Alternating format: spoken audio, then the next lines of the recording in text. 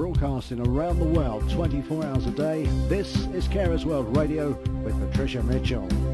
Hello and welcome to this month's programme. I've come to this event today as I want to hear more about how all carers are being supported and how services are trying to respond to and support the many unique situations and challenges that many black and minority carers constantly face. That was an excerpt from a recent event in Hertfordshire that looked at how the UK National Carer Strategy will impact on carers from ethnic minority backgrounds and what expectations carers had themselves of the strategy. We'll join our reporter Tom Magnum later to tell us more. We also talked to the UK Alzheimer Society about their online community in the shape of Talking Point. All that and much, much more.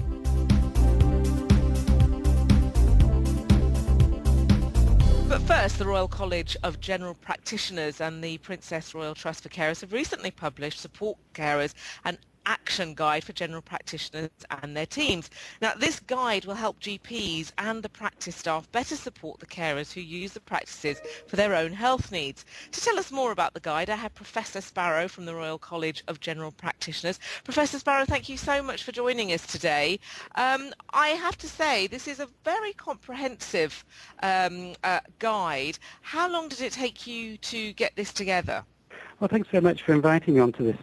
It's really useful to be able to describe the work that we've been doing, which has taken for the last 2 years to produce, which is initially was a self-assessment for practice teams for them to evaluate the care that they're providing for carers.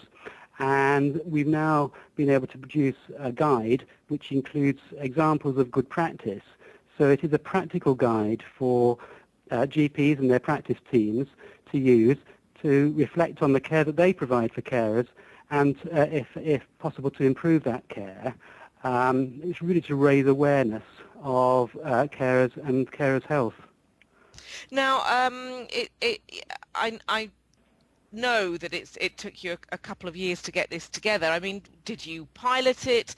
Did you research it? What went into actually the collaboration before this was actually published?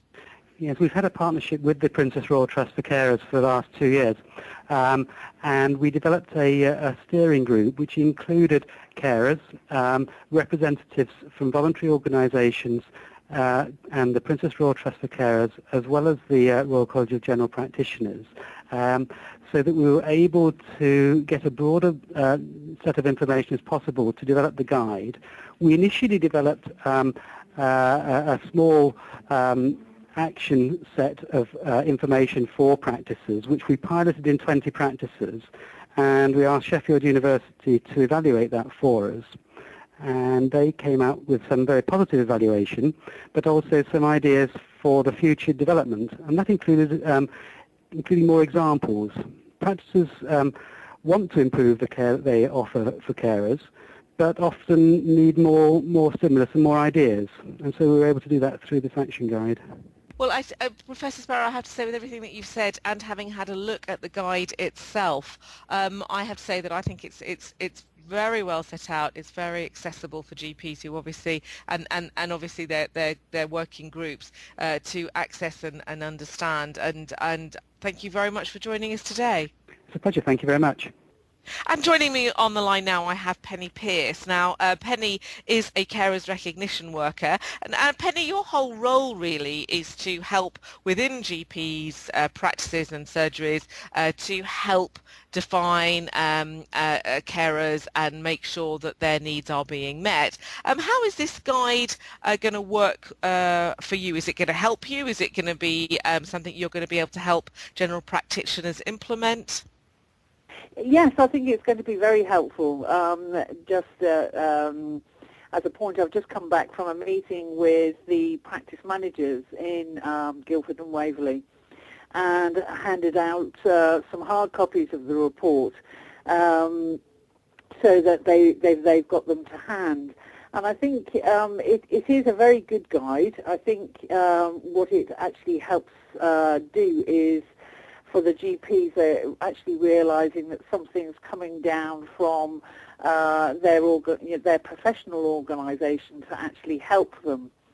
Having read through it, it seems very concise in the advice that it gives. And it will certainly help to highlight carers' needs within the surgeries. The GPs have the pilot scheme that I have joined basically in the last 2 months has done a lot of good work to highlight carers' needs within surgeries. But, you know, as is, GPs are very busy and their practice managers are very busy. So anything that helps to support the work that I'm doing is always gratefully received. Well, Penny, thank you very much for joining us today. I know you've got a very busy schedule. Maybe we can come back to you and sort of see how this is working, because as Professor Sparrow said, this is a work in progress. It will be interesting to see at what point, it gets amended and develops within the GP community. And thank you very much for joining us today. It's my pleasure.